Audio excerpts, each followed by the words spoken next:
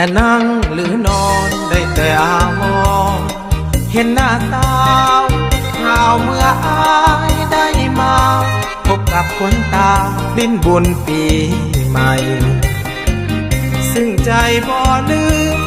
พบสาวลืมตาลเดี่ยวคนดังหลังสงกรานต์ในวันนั้นคิดถึงจอมขวัญทุกวันเวลาที่ท่าหาดแดงจนค่อยคำแรงในวันนั้นสองเฮาลำวงเที่ยวกันผูกพักสัมพันธ์น้องจำได้บ่น้องเคยบอกอายท้ายเดือน11ให้เฝ้ามาขออายเตรียมจริงใจรอเพื่อจะมาขอตามประเพณีอายห้องเพลงเกี่ยวถึงสาวตาลเดียวเป็นคำเตือนย่านน้องไล่เลือกหรือบิดเบือนสัญญาขังก่อน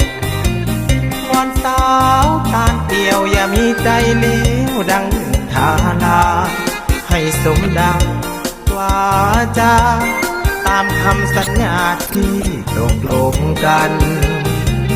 ท้ายเดือน11ฝนขาดให้อายมาขอแท้ให้น้องบอกพ่อแม่เสียงเท่าแก่ที่คงเกี่ยวหากสาวตาลเดียวคิดมีใจเลี้ยวหวังหลอกลวงอายคงเป็นบ้าปวง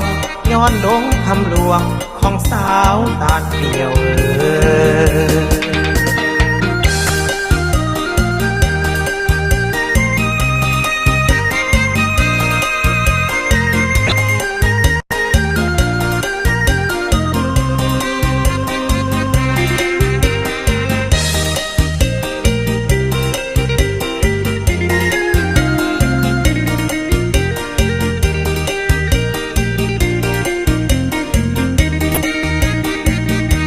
ห้องเพลงเกี่ยวทั้งสาวตาลเดียวเป็นคำเตือน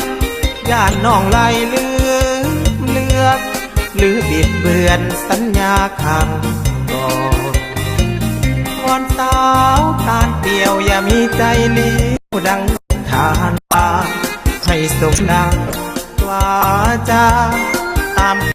สัญญาที่ตกลงกันท้ายเดือน11ฝนขาดให้อายมาขอแท้ให้น้องบอกพ่อแม่เสียงเท่าแก่ที่คงเกี่ยวหากสาวตาลเดียวคิดมีใจเลี้ยวหวังหลอกลวงอายคงเป็นบ้าพวงย้อนลงคำลวงของสาวตาลเดียว